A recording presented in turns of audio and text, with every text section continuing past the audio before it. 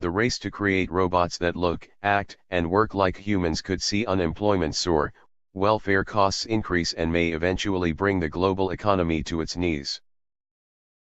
But it could also lead to the fourth industrial revolution. Experts, including scientists, economists, and billionaire businessmen, believe robots will be doing more than 5 million typically human-based jobs within the next 5 years. And if this prediction comes true, inflation will continue to be slow as wages for the remaining human workforce plummet. However, this is likely to eventually stabilize. When the remaining workforce become more efficient, there will be a productivity boom similar to that seen when the internet rose to prominence. In fact, the Bank of America believes robots will boost productivity by almost a third. Bankers will then be able to keep rates lower than before. This cycle of events could even lead to the fourth industrial revolution. The discussions are taking place at the Davos Forum in Switzerland. Experts contemplating the rise of the machines and how they will affect our way of life include Adam Posen, a former Bank of England policy maker, Laura Tyson from the Haas School of Business at the University of California, Berkeley, and Angela Kane, the former German UN High Representative for Disarmament Affairs.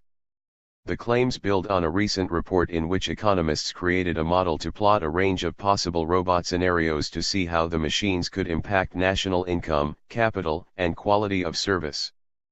In the paper Robots Are Us, Some Economics of Human Replacement, lead researcher Seth Benzel said, whether it's bombing our enemies, steering our planes, fielding our calls, rubbing our backs, vacuuming our floors, driving our taxis, or beating us at Jeopardy, it's hard to think of hitherto human tasks that smart machines can't do or won't soon do. With this in mind, Mr. Benzel and his colleagues at the National Bureau of Economic Research asked whether human replacement, the act of building better versions of ourselves, will deliver an economic utopia or leave us earning too little to buy the goods the robots are making. Using a simulated economy, they found that the value of coders and developers will increase as the demand for smart machines rise.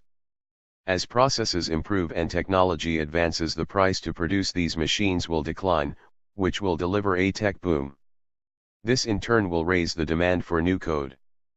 But over time, the stock of so-called legacy code will grow because so many people are working on the projects, causing an abundance. Plus, this code will ultimately cause machines to become smarter and learn how to use the legacy code themselves. This will cause demand for new code and, thus for high-tech workers, to drop and see such workers replaced by robot employees. The resulting tech bust reflects past humans obsolescing current humans. These robots contain the stuff of humans, accumulated brain and saving power, said the paper. In fact, high-tech workers can start out earning far more than low-tech workers, but end up earning far less. The paper uses the example of Junior, the reigning world computer chess champion.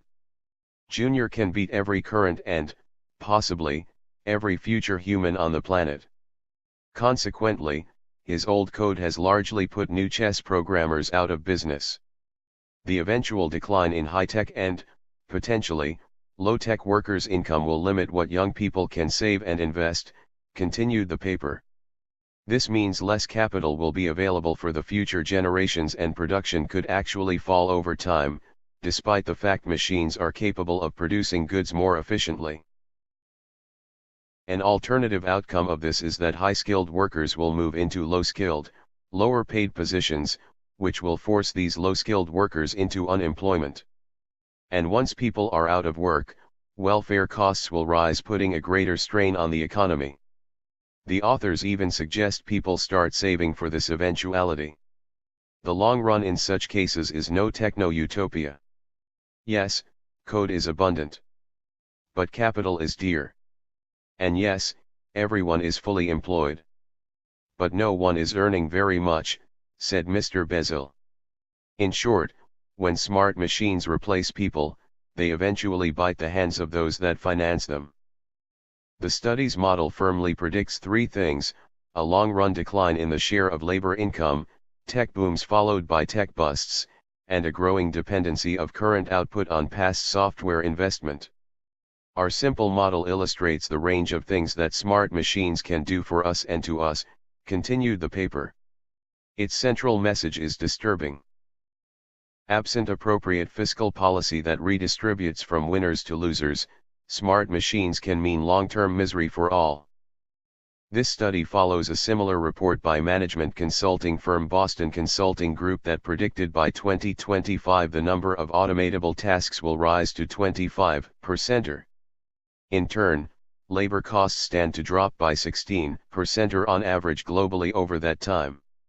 The shift will mean an increasing demand for skilled workers who can operate the machines, said Hal Sirkin, a senior partner at Boston Consulting. Factory workers will be higher paid, but there will be fewer of them, Mr. Sirkin said. Companies tend to start thinking about replacing workers when the costs of owning and operating a system come at a 15% discount to employing a human counterpart.